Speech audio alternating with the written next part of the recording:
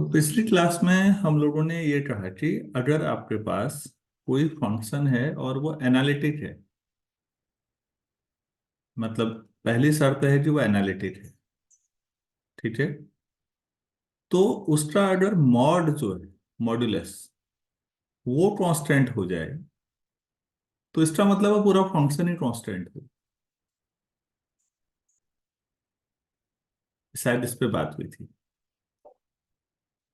फिर मैंने कहा कि अगर उसका आर्गुमेंट है जो, वो कांस्टेंट हो जाए तो भी पूरा जो फंक्शन होगा वो कांस्टेंट हो। ठीक।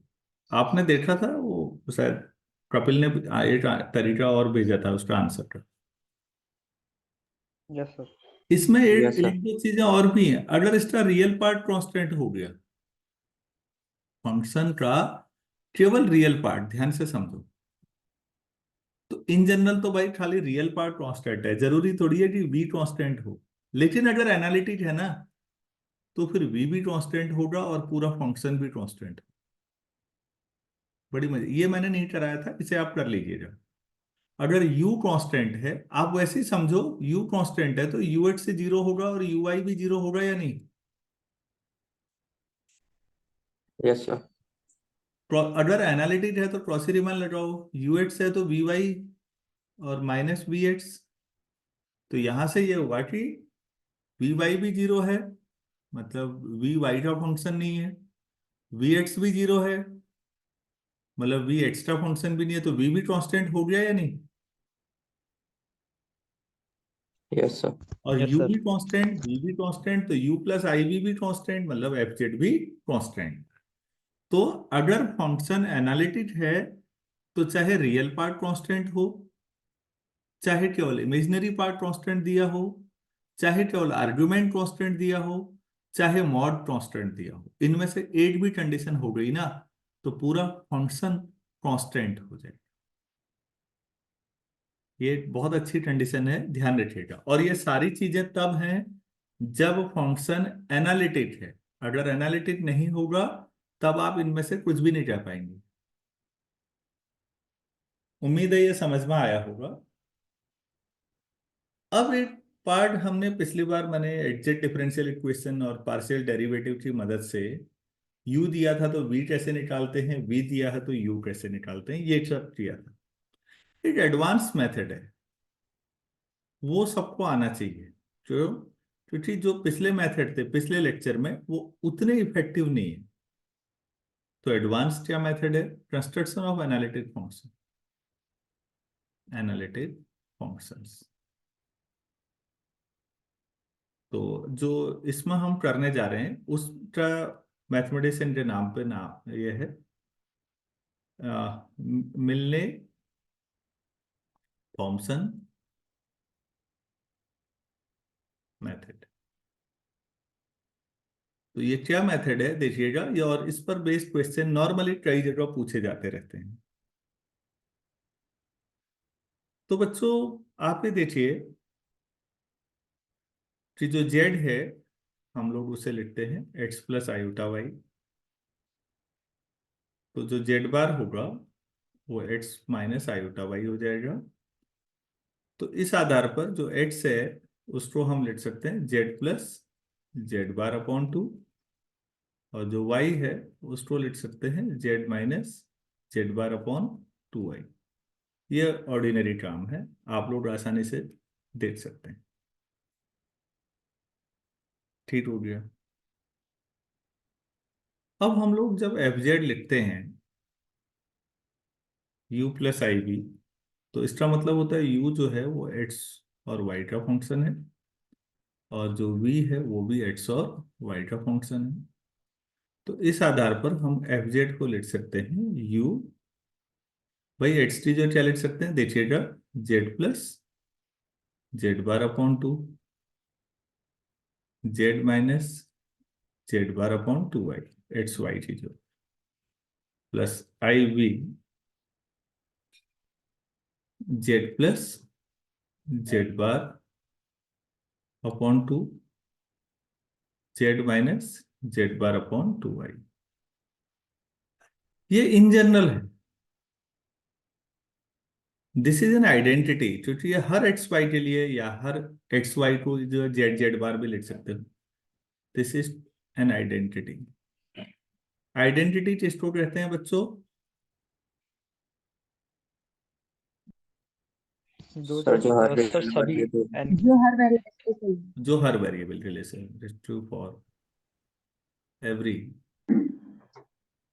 Z and Z bar. अच्छा, यहाँ पर एक चीज ध्यान दीजिएगा, आप लोग अपने नोट्स में डाल सकते हैं। आज उसको कितना अप्रिशिएट करेंगे पता नहीं, कभी सोचेंगे। हियर जब भी हम कॉम्प्लेक्स पढ़ते हैं, जेड और जेड बार को इंडिपेंडेंट मानते हैं, और इंडिपेंडेंट वेरिएबल्स।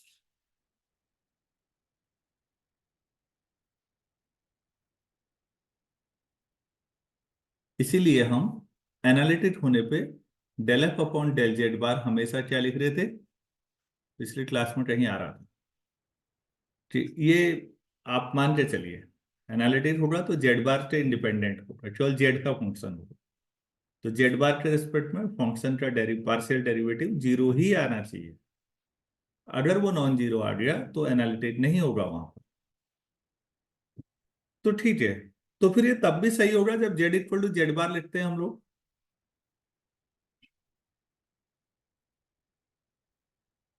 जिस समय जेड और जेड बार बराबर होंगे ये तब भी सही होगा ना,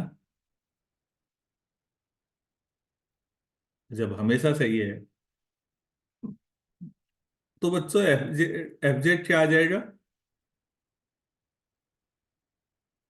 you Z zero plus I V Z comma zero. ऐसा लिख सकते हैं या नहीं, ये देखिए तो। Yes sir. चलो ठीक है, थोड़ा सा अब नेक्स्ट पेज पे काम करते हैं।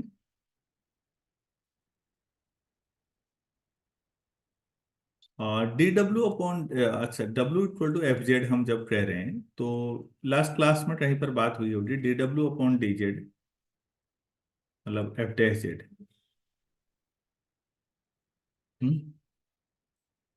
एफ जेड मतलब यू प्लस आई बी है।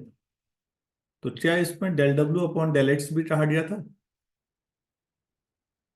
ऐसे ऐसा बताया होगा मैंने। यस सर बताया था। हाँ, डब्ल्यू की जो यू प्लस आई बी रख दीजिए, तो आपको ये मिल जाएगा। शॉर्ट में आप यू एक्स प्लस आई वी एक्स लिख सकते हैं। ये एफ डैश जेड है आपके पास। और आप ऐसे भी लिख सकते हैं इसको, नहीं इसको क्या लिख सकते हैं? अगर दोनों यू के रिस्पेक्ट में करें तो u x minus i v x को क्या लिख सकते हैं? U y. और यू एक्स को वी वाई लिखें तो आई वी एक्स भी लिख सकते हैं। लो जी, क्वेश्चन नंबर क्या है भाई? जो भी है। केस फर्स्ट, यहां से देखिए, अगर u दिया हो, इफ u इज गिवन, कभी अगर आपको किसी सवाल में केवल u दिया है तो आप क्या करेंगे? सेकंड हो गया था तो थर्ड होगा। आप लोग तो बता भी नहीं रहे हैं, इसका मतलब नोट नहीं कर रहे हैं। तो u अगर आपको दिया हो तो आप del you upon del X कहां पर निकालेंगे? प्लीज आपने देखिए क्या लिखा था, Z equal to Z bar. ध्यान दीजिए, इसका मतलब होगा X plus iota Y equal to X minus iota Y. इसमें आप प्लॉट कीजिए एट से एट्स टेंसिल, टू आयोटा वाई जीरो, तो आयोटा तो नॉन जीरो तो वाई जीरो हो जाएगा। तो इसका मतलब एक्स तो एक्स ही रहेगा, लेकिन जो वाई होगा वो जीरो होगा। और उस समय जब वाई जीरो होगा तो ये बताइए जेड और एक्स सेम हो जाते हैं या नहीं? Yes sir. अच्छा, अगर यू दिया हो तो del you upon del x आपने निकाला, इसमें आप रख दीजिए एक्स की जो है जेड और वाई की जो है जीरो। एक्स की जो है जेड, वाई की जो है जीरो। और इसको मान लीजिए five one z comma zero. दूसरा है del you upon del y वहां भी एक्स टी जो है जेड और वाई टी जो है जीरो रखेंगे, तो इसको ले लीजिए five two z comma zero.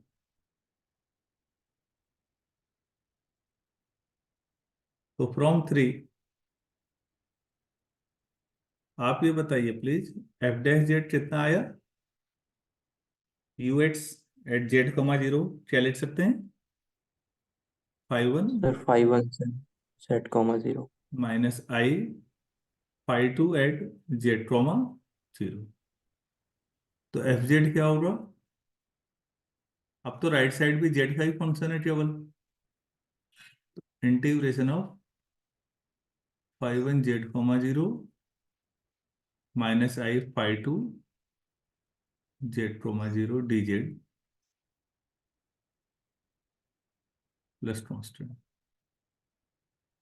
तो पूरा फंक्शन आप ऐसे निकाल सकते हैं, जबकि आपको केवल यू पता है।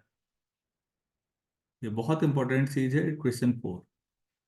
इसको मैं फिर कह रहा हूँ, इसको इंपॉर्टेंट समझिएगा। इक्वेशन 3 पे बार बार कह रहा हूं मैं, ध्यान दीजिए। अगर केवल यू दिया हो तो ऐसा कर लीजिए। अब case second, if only v is given,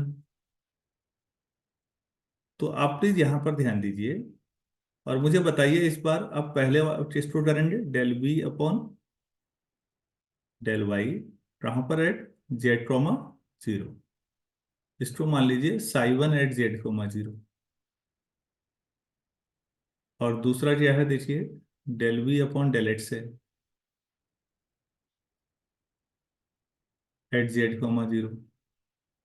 इसको ले लीजिए psi two at Z comma zero. तो फ्रॉम थ्री फिर दोबारा सीधे इंटीग्रेट कर लो, मैं एफ जेड क्या मिल जाएगा इस बार? Psi one at Z comma zero plus I psi two at Z comma zero D Z plus constant. लिखना ना लिखना आपकी इच्छा पर डिपेंड। ये दो फॉर्मूले हैं। ज्यादा अच्छा होता कि आप फॉर्मूला याद करने के बजाय प्रोसीजर समझते हैं। आप इक्वेशन 3 पे ध्यान दीजिए। अगर u दिया हो तो पहला वाला, तो ध्यान दीजिए u वाले मामले में एक्स के रिस्पेक्ट में करेंगे तो फाइव वन आएगा, y के रिस्पेक्ट में करेंगे तो फाइव टू आएगा। और v के मामले में क्या हो रहा है बच्चों, जरा ध्यान से देखो तो साई वन कब आ रहा है? सर जब v को y के रिस्पेक्ट में करें। हाँ उल्टा है, v को y के रिस्पेक्ट में करेंगे तब साई वन है, और जब x के रिस्पेक्ट में करेंगे तब साई टू है, और बीच में प्लस का साइन है यहाँ। अगर u दिया हो तो पूरा फंक्शन कैसे निकालें, और v दिया हो तो पूरा फंक्शन कैसे निकालें, मैंने ये दो चीजें आपको सिखाई। काफी इंपॉर्टेंट है और इस पर बेस्ड क्वेश्चंस बहुत यूजफुल है। चलिए हम कुछ सवालों को इनकी मदद से करते हैं।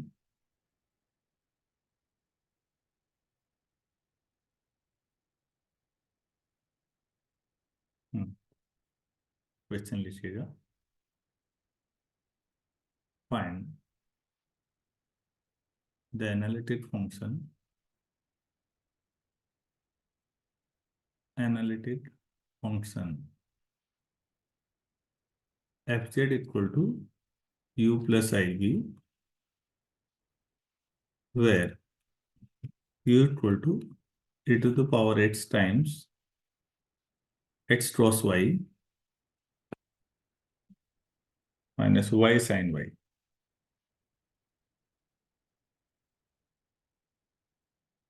ये आपके पास सवाल है।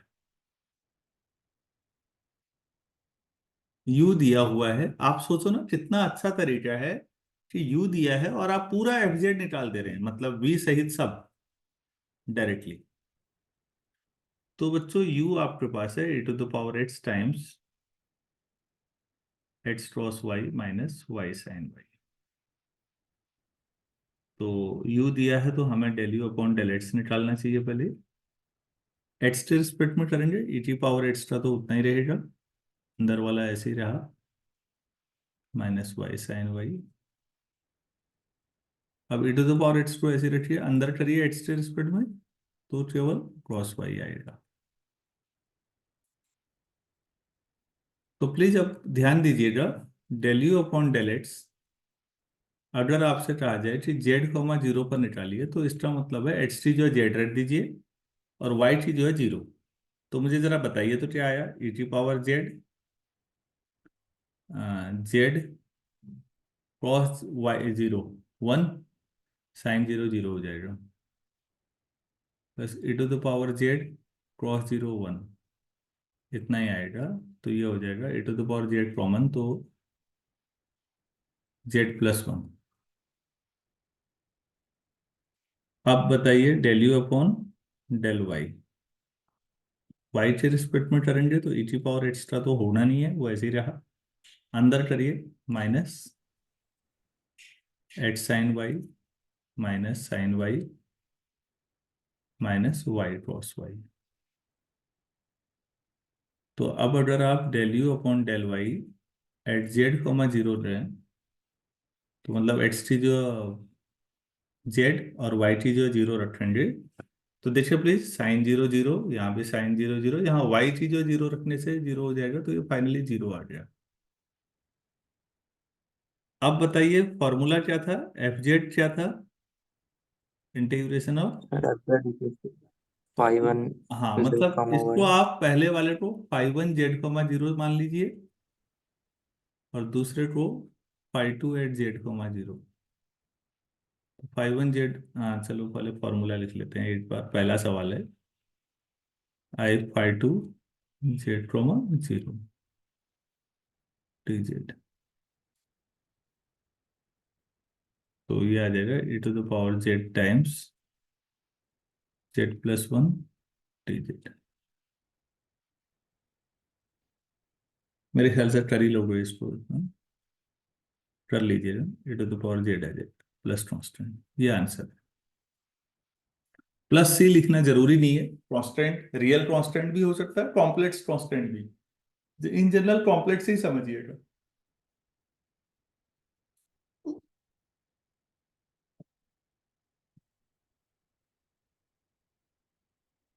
तो इंटीग्रेशन तो आ ही जाएगा, इसलिए मैं उस पर ध्यान नहीं दे रहा हूँ, वो आप कर ही लेंगे।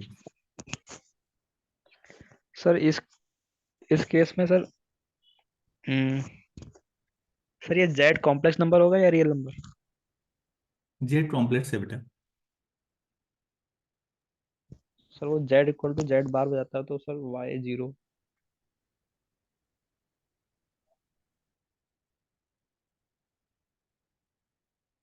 हाँ वाई जीरो ही रखा है फिर।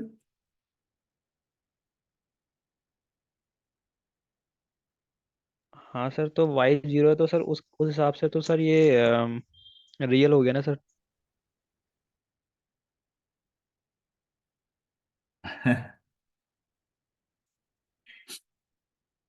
आप इस आंसर को तोड़ लीजिए, जेड की जो x plus i o y in general, और आपको रियल पार्ट दोबारा जो ट्रिग्नोमेट्री में हम बीएससी में करते थे, तो आपको यू वापस वही मिल जाएगा।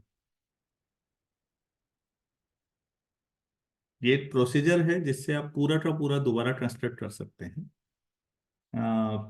आपका कहना है ये उस समय सही है जब वाई जीरो है, और वाई जीरो होने पर तो वो रियल हो जाना चाहिए, तो फंक्शन रियल हो जाना चाहिए, आप ये कह रहे हैं।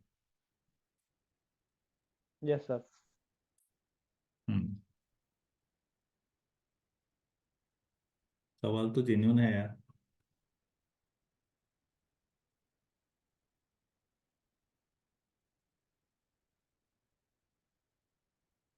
मेरे पास सेटिस्फैक्टरी आंसर है नहीं अभी प्रियांशु। ऐसा क्यों होता है, आंसर तो ये निकल गया ठीक है, लेकिन हाँ ये आपने सवाल अच्छा पूछा, मैं आज सोच के बताऊं तो मेरे पास अभी हाँ सर। सेटिस्फाई करने लायक आंसर है नहीं। लॉजिक आपका अपनी जो जी सर। जस्टिफाइड है। आज मैं सोचूंगा, अच्छा सवाल पूछ दिया। बहरहाल आंसर तो कॉम्प्लेक्स ही यस होगा। सर। मैंने कई बार खुद भी ना यस सर। कॉम्प्लेक्स, मैंने क्योंकि हाँ खुद ही सर। पढ़ के सीखी है।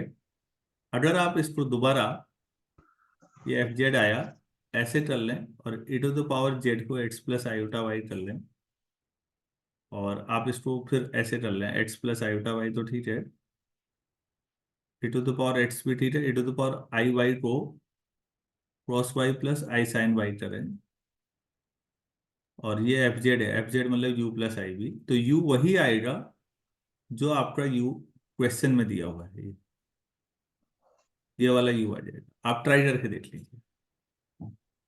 यस सर, वही आ रहा है। हाँ वही आएगा, तो क्वेश्चन तो कॉम्प्लेक्स में ही आएगा, लेकिन आपका लॉजिक सही है कि ऐसा जब आप रखेंगे तो फिर ऐसा कैसे आ रहा है। मेरे पास सेटिस्फैक्टरी जवाब अभी नहीं है, मैं कल के लेक्चर में ट्राई करूंगा कि इसको आप सेटिस्फाई कर पाऊँ आपको। Yes sir. किसी और के पास है तो बताओ यार, बातचीत करने में क्या हर्ज है। नहीं है, कोई बात नहीं, आप लोग भी सोचिएगा, जवाब तो होगा ही जब सवाल है तो। ठीक है, थोड़ा सा इसे आगे बढ़ाते हैं, इसी मेथड की प्रैक्टिस थोड़ा और करते हैं, इससे एक दो सवाल और किए जाएंगे। अच्छा सर, एक मिनट ना सर। हम्म। यहाँ पर मैं एक ऐड करना चाहूंगा सर। वहाँ पर एक जगह पर हमने लिखा था कि ये एक आइडेंटिटी है, तो इसलिए ये हर जेड के लिए ट्रू होगा, हर जेड के लिए होगा। फिर हमने लिया था वो जेड इक्वल टू जेड के जेड बार के लिए भी ट्रू होगा। सर तो हर जेड के लिए ट्रू होगा, तो मतलब ये है कि अगर वो जेड बार के लिए ये आ रहा है, तो वो बाकी जेड के लिए भी यही आएगा, ऐसा कुछ। हो सकता है, लेकिन अभी मैं कन्विंस नहीं हो पाया हूँ, मैं थोड़ा सोचूंगा, यस सर। आपकी बात का भी ध्यान रखूंगा आज, और थोड़ा मैं यस एक्सप्लोर सर। करने की कोशिश करूंगा कि ऐसा क्यों करते हैं, क्योंकि इसमें यस मैंने सर। एक ही मेथड बताया ना। आप हाँ वो सर, वाली किताब एक ही है। देखिएगा, औरों में भी हो सकता है, इसमें कई मेथड मिलेंगे अभी।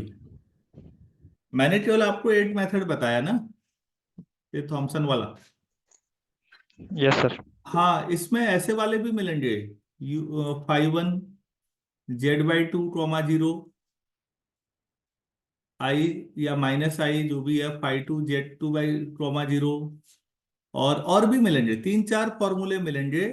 और अगर आप इनको ढंग से तैयार करते हैं, तो आपका डेट में, नेट में उतने सवाल नहीं पूछते जितना ये डेट में पूछते हैं इससे रिलेटेड। आपका मान के चलिए एक सवाल आएगा आएगा, गेट वालों ने भी फिक्स कर रखा अपना पैटर्न हिसाब, जैसे वो नहीं होता Gram Schmidt orthogonalization process in a product space में, एक सवाल पूछना ही हाँ पूछना। सर। हाँ मतलब उन्हें गारंटी दे रखी है कि एक सवाल हम वहां से उठाएंगे, ऐसे ही एक सवाल उन्होंने यहां से उठा लेना है एनालिटिक में। कंस्ट्रक्शन गेट वाले ज्यादा पूछते हैं, आईआईटी वाले ज्यादा पूछते हैं नेट के मुकाबले। तो कंस्ट्रक्शन पे 3 4 मेथड हैं, 3 4 फॉर्मूले हैं, जिस बच्चे ने मेहनत कर ली, चाहे नेट हो चाहे गेट हो, उसका एक दो सवाल बढ़िया हो जाएंगे यहाँ पर। तो भाई मेहनत कर लेना, क्या दिक्कत है, मैंने एक ही बताया है, बाकी आप लोग मुझे बताएं, ग्रुप में डालेंगे तो अच्छा लगेगा, इंटरेक्टिव हो जाएगी क्लास। अब वो आपको तय करना है। If u equal to this,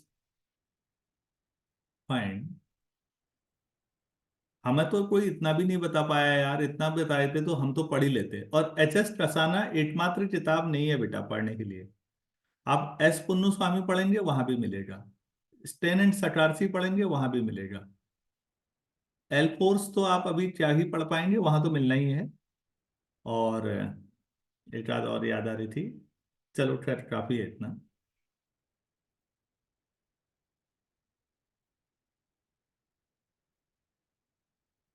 F Z equal to U plus I. हाँ चर्चिल, वो Brown and Churchill, Churchill and Brown थी मेरे ख्याल से, और टिथमार्स भी है, और स्टी सॉमसेरी स्टी भी अच्छी बुक है, कॉम्प्लेक्स टी। हम्म, एक किताब और थी अच्छी, मैं दिमाग से उतर गया नाम, अब याद ही नहीं आ रहा उस मैथमेटिशियन का नाम, काफी दिग्गज मैथमेटिशियन है, मेरे पास किताब भी है, अभी याद नहीं आ रहा है। चलो कोई बात नहीं। लो यार, यू दिया हुआ है, पूरा एफजेड बता दो कह रहे हैं ये, क्रॉस हाइपरबोलिक और साइन हाइपरबोलिक बच्चों किसी को मालूम है या थोड़ा बहुत इंट्रोड्यूस करना है? ईमानदारी से बता देना।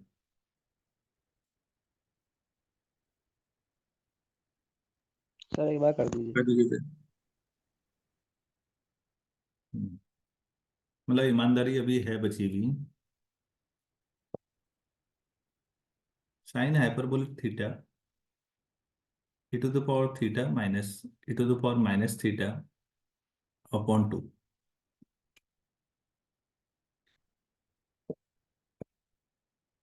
साइन थीटा क्या होता है ये भी बता देता हूं।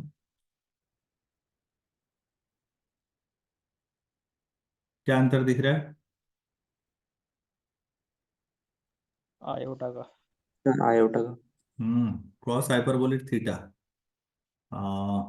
e to the power theta plus e to the power minus theta upon 2।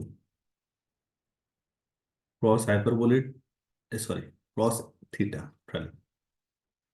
Cross H theta मत पढ़ना यार, क्रॉस हाइपरबोलिक पूरा बोलना, आदत डालो, कोई बात नहीं, लंबा जाए।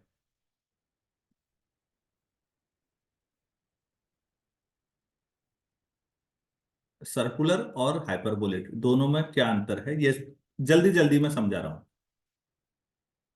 सर इनको टेलर सीरीज से भी कर सकते हैं ना, कॉस की टेलर सीरीज में आयोटा एक्सेप्ट हम्म। कर।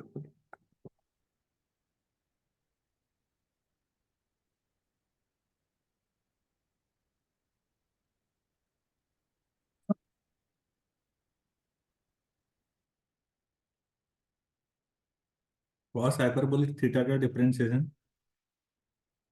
करके देख लीजिए, आपके पास दिया हुआ है। साइन हाइपरबोलिक थीटा और साइन हाइपरबोलिक थीटा का differentiation cross hyperbolic theta, minus का कोई चक्कर नहीं। सर वहाँ थीटा होगा डी बाई डी थीटा। अरे सॉरी यार, जबकि आप वैसे जब सर्कुलर पढ़ते हैं तो सभी को पता है कि साइन का तो क्रॉस होगा, लेकिन जब क्रॉस का करेंगे तो माइनस आएगा। वो आप एक्सपोनेंशियल के थ्रू कर सकते हैं।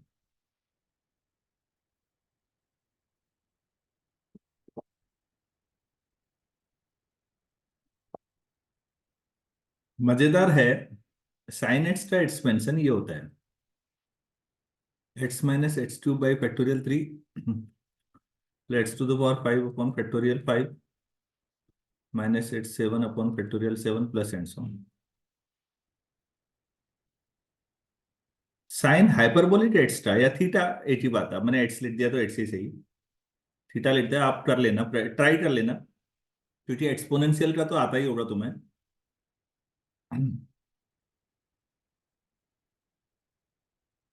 X cube upon factorial 3। बच्चों क्या सीख रहे हो तुम इससे?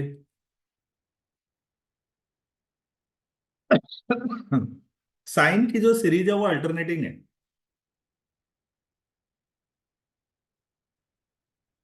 और साइन हाइपरबोलिक की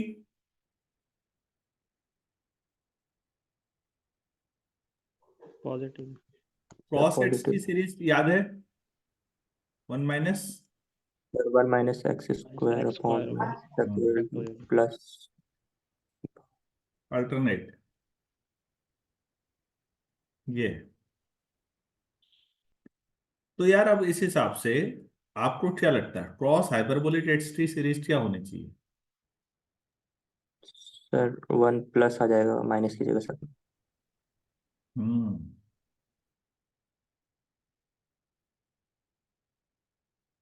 ये बनती है बच्चों series, sine hyperbolic, cross hyperbolic, और भी ढेर सारे फॉर्मूले हैं हाइपरबोलिक में, अब सारा मैं नहीं बता सकता,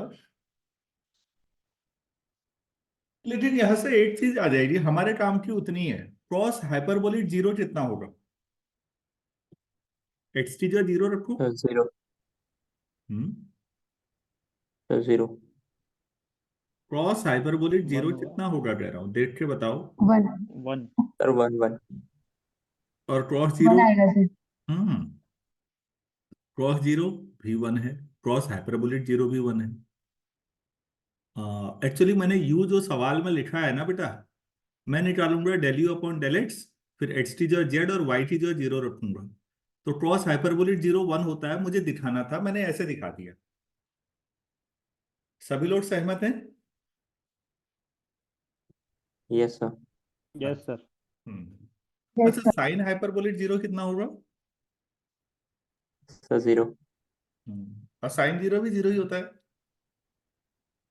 यस सर। लेकिन इसका ये मतलब नहीं है कि हर जगह पर दोनों बराबर होंगे। इत्तेफाक से 0 पर साइन सर्कुलर वाला और हाइपरबोलिक वाला बराबर हो गए, और 0 पर ही कॉस भी सर्कुलर वाला और हाइपरबोलिक वाले बराबर हो गए। ये इत्तेफाक है। आप बिल्कुल देख रहे हैं कि दो सीरीज अल्टरनेटिंग है, दो सीरीज लगातार प्लस में चल रही है। तो इन जनरल दोनों अलग अलग है। दोनों के बारे में जानना ज्यादा हो तो ट्रिग्नोमेट्री थोड़ा पढ़िएगा कभी, लेकिन अभी आपका काम चल जाएगा। अब मैं तो सवाल अगले पेज में दोबारा करता हूं। यहां तक सबको क्लियर है भाई? Yes sir. Yes sir. चलो अब दोबारा सवाल। Yes sir. बढ़िया। u इक्वल टू था बेटा sine 2x upon cos hyperbolic 2y plus cos 2x। देखो, आप में से एक बच्चे ने कहा कि सर बता दीजिए हाइपरबोलिक, तो उस वजह से कईयों का भला हुआ होगा। हेजिटेशन मत किया करो, नहीं आता है तो नहीं आता कहो ना, क्या प्रॉब्लम है? अभी आप लोग, वो इसने प्रियांशु ने पूछा मुझे नहीं आया, अरे तो मुझे भी नहीं आया, मैंने भी कह दिया नहीं आ रहा है यार अभी। ऐसा ही होना भी चाहिए। अब आप इसमें del you upon del x करिए, तो देखिए please, cos hyperbolic 2y plus cos 2x का होल स्क्वायर, एक्स के रिस्पेक्ट में जब करेंगे तो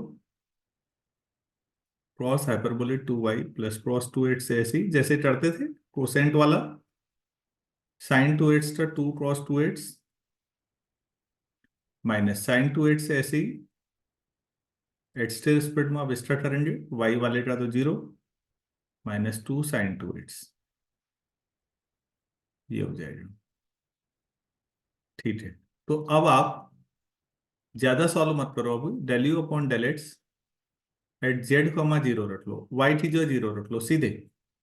तो देखिए प्लीज क्या मिला, क्रॉस 0 1 होता है तो 1 प्लस क्रॉस 2z, आप लोग देख लीजिए बाद में कर लीजिएगा please, 2 cross 2z plus 2 sine square 2z 1 plus cross 2z का होल स्क्वायर। प्लीज देखिए मैं जल्दी जल्दी करने में लगा हुआ हूँ। 5 1 कहेंगे इसको अब हम शॉर्ट में। जरा देखो यार, सॉल्व करते हैं। ऊपर जो आएगा वो आएगा 2 cross 2z plus 2 cross square 2z plus 2 sine square 2z, 2 हो जाएगा। 2 भी क्या है, कॉमन ले लेते हैं। 1 प्लस क्रॉस 2z का होल स्क्वायर, तो ऊपर नीचे कट जाएगा बच्चों, ये आ जाएगा 1 प्लस क्रॉस 2z। तो ऑर्डिनरी कैलकुलेशन है, 1 हटा देता हूं, 2 क्रॉस 2z को क्या लिख देना चाहिए, 2 क्रॉस स्क्वायर z माइनस 1। तो बच्चों 5 1 z कॉमा 0 क्या आया है, माइनस 1 प्लस 1 कैंसिल, 2 कैंसिल, क्या आ जाएगा, sec square sec square z। भाई समय कम है, कैलकुलेशन कर लेना। 5 2 z कॉमा 0 0 आ जाएगा, करके देख लीजिएगा। तो एफ जेड कितना हो जाएगा, इंटीग्रेशन 5 1 z कॉमा 0 मतलब सेक स्क्वायर z माइनस 0, तो सेक स्क्वायर का 10 होता है। तो जो पूरा फंक्शन है वो ये आंसर। सी नहीं भी लिखोगे तो भी पूरे नंबर मिलेंगे, खाली 10 जेड।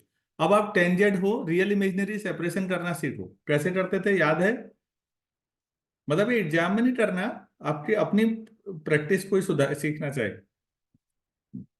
भाई सर जेड को एक्स प्लस आयोटा वाई लिखते हैं, एक्स फिर प्लस उसके बाद iota Y, 10a plus 10b। अरे नीचे cos x plus iota y, इसको कंजुगेट से मल्टीप्लाई करो, क्रॉस एक्स रेशनलाइज माइनस कर आई देंगे। Y cos x minus i y बल्कि 2 से भी कर लो यार। अब फॉर्मूले लगा लो, नीचे 2 कॉस ए क्रॉस बी का और ऊपर 2 साइन ए क्रॉस बी। और देखो रियल पार्ट वही आएगा जो सवाल में दिया हुआ था। मतलब ये रियल पार्ट दिया हुआ है और आप उससे पूरा फंक्शन निकाल दे रहे हैं, ये कितनी शानदार चीज है। अब इसमें थोड़ा एडवांस सीखते हैं। अगर कुछ और खिचड़ी करके दिया हो, यू ना दिया हो, यू प्लस बी टाइप का या यू माइनस बी दिया हो, तो कैसे निकालें, वो अगले लेक्चर में करते हैं।